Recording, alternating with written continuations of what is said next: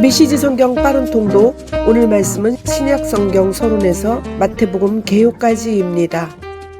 메시지 성경 신약 전서 서론. 예수님께서 오심으로 새 시대가 열렸다.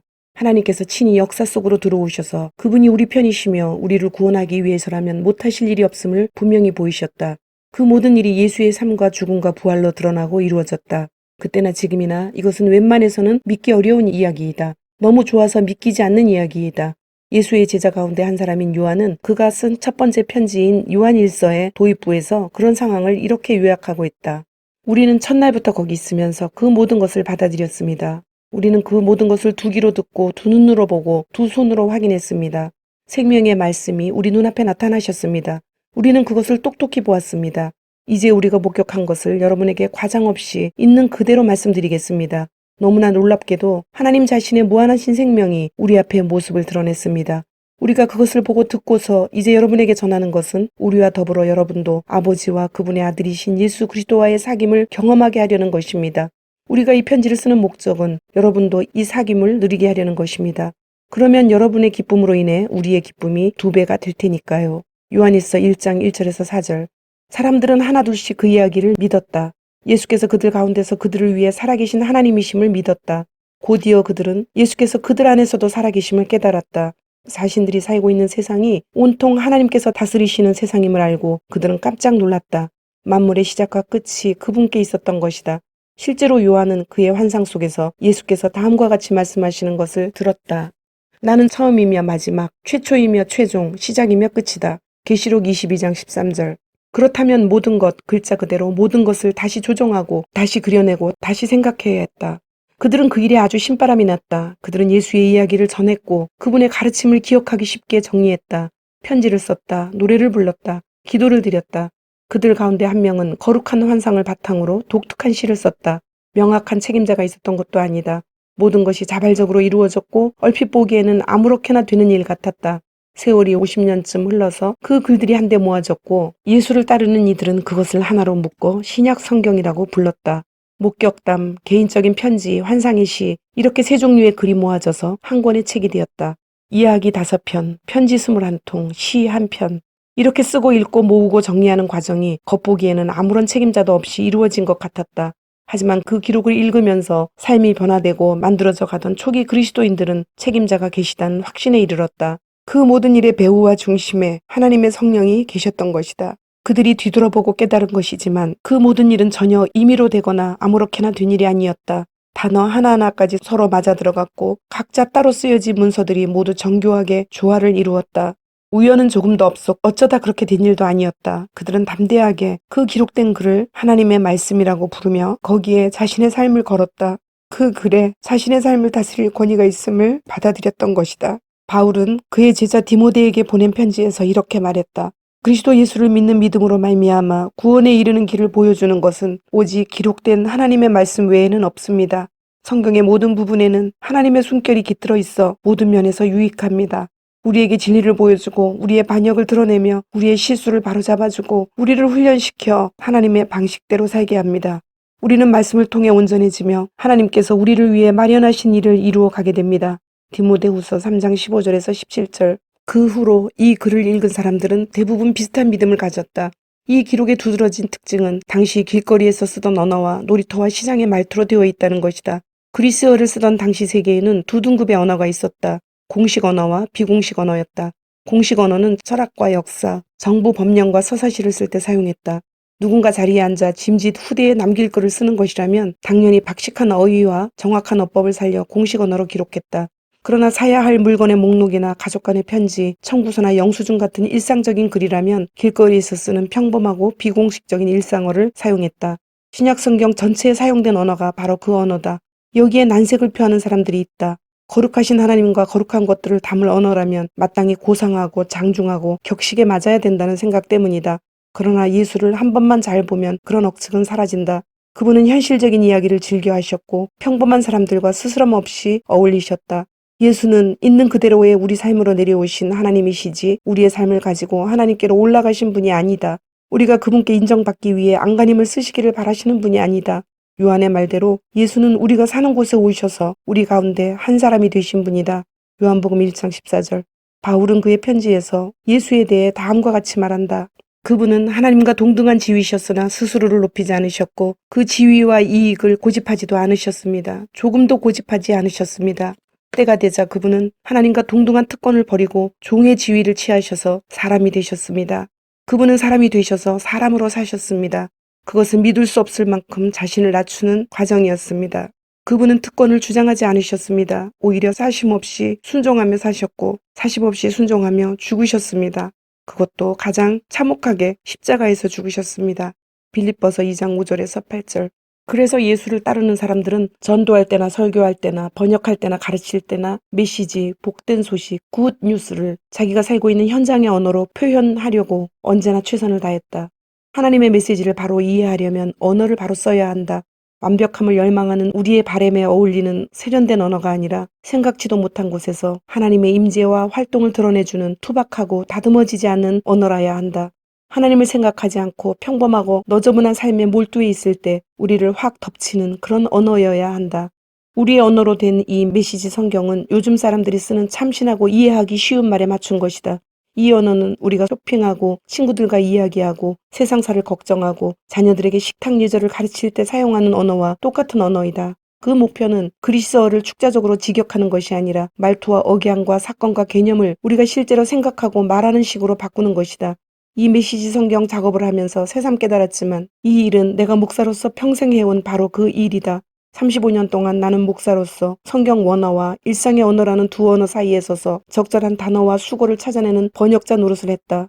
내가 섬기는 사람들이 이 세상에서 하나님께서 예수를 통해 아주 단호하고 확실하게 말씀하신 길을 이 세상에서 찾아 잘 살아갈 수 있도록 말이다.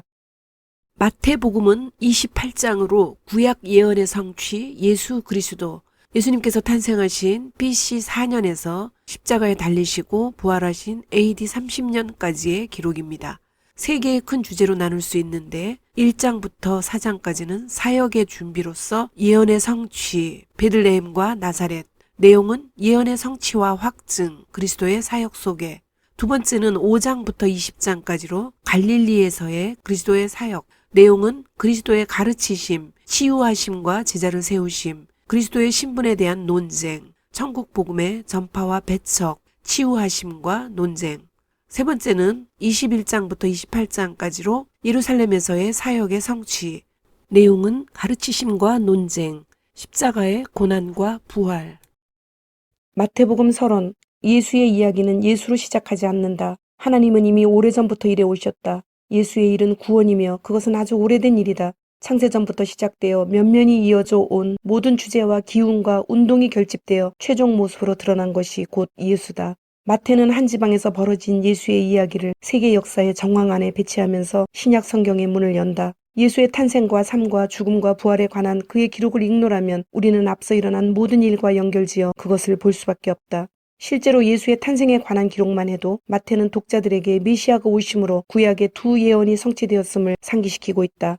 잘 보아라, 처녀가 임신하여 아들을 낳을 것이며 그 이름을 임마누엘이라 할 것이라. 임마누엘은 히브리 말로 하나님이 우리와 함께 하신다는 뜻이다. 말태복음 1장 23절, 이사야 7장 14절 인용. 유대 땅 베들레헴아, 너는 더 이상 뒤만 따르지 않을 것이다. 내게서 지도자가 나와 내 백성 이스라엘을 목자처럼 다스릴 것이다. 마태복음 2장 5절, 미가서 5장 2절 인용. 성취된다는 말은 마태가 유독 많이 쓰는 동사다. 어떤 일이 벌어지는 것은 말씀이 성취되기 위해서다. 예수는 독특하지만 유별난 분은 아니시다. 더 나아가 마태가 이야기하는 방식을 보면 우리 이전에 일어난 모든 일이 예수 안에서 완성될 뿐 아니라 우리도 예수 안에서 완성된다는 것을 알 수 있다. 매일 아침 잠에서 깰 때마다 우리는 이미 시작된 일, 오랫동안 진행되어 온 일 가운데 있다. 우리의 족보와 우리가 살고 있는 지역이 그러하고 역사와 문화와 우주 그리고 하나님 이야기가 그렇다.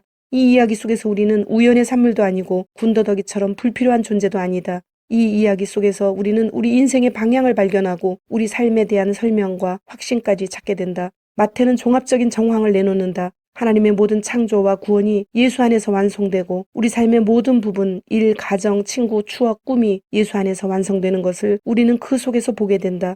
예수께서는 내가 하나님의 율법이든 예언자든 성경을 폐지하러 왔다고 생각하지 마라. 내가 온 것은 폐지하러 온 것이 아니라 오히려 완성하려는 것이다. 나는 그 모든 것을 거대한 하나의 파노라마 속에 아우를 것이다 라고 말씀하셨다. 마태복음 5장 17절.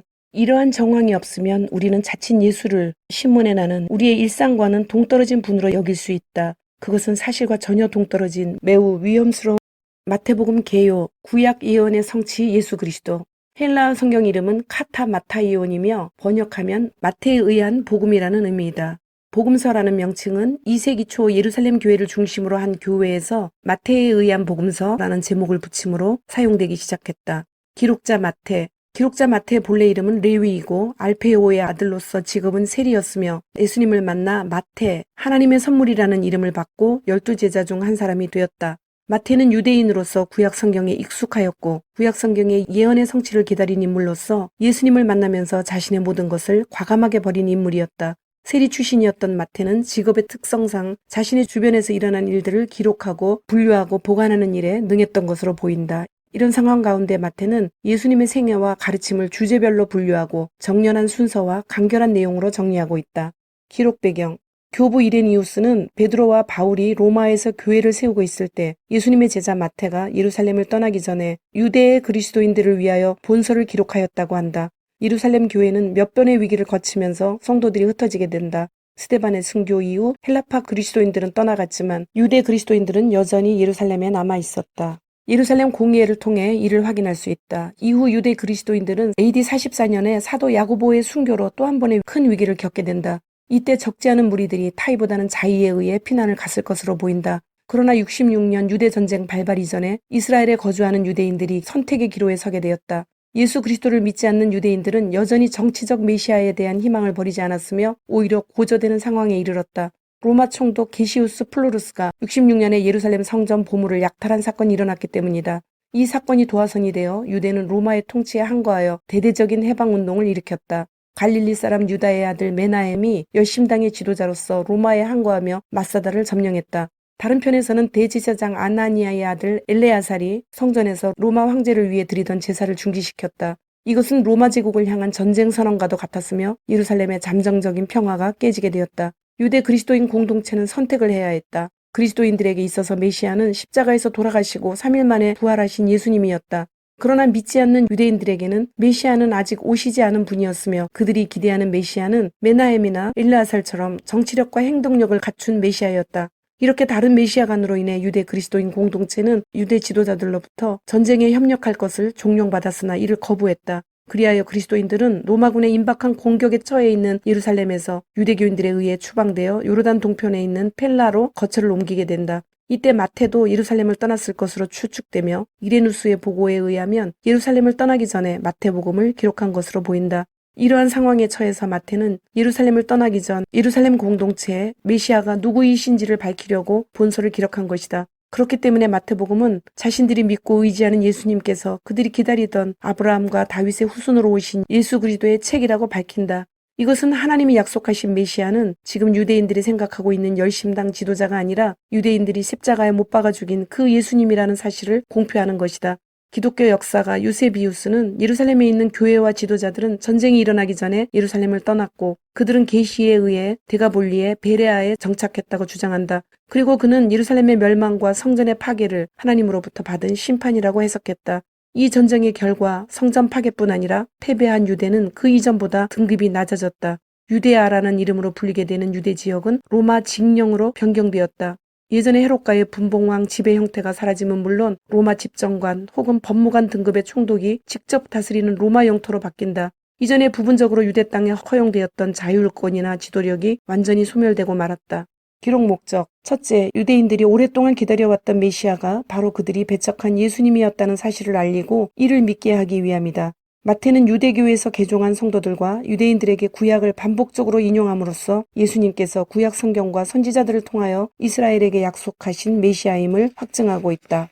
둘째, 이 복음으로 모든 민족을 제자 삼아 주님이 가르치신 것을 지키도록 하기 위함이다. 부활하신 예수님께서는 그러므로 너희는 가서 모든 민족을 제자로 삼아 아버지와 아들과 성령의 이름으로 세례를 베풀고 내가 너희에게 분부한 모든 것을 가르쳐 지키게 하라 하시며 제자들에게 자신의 사명을 위임하신다.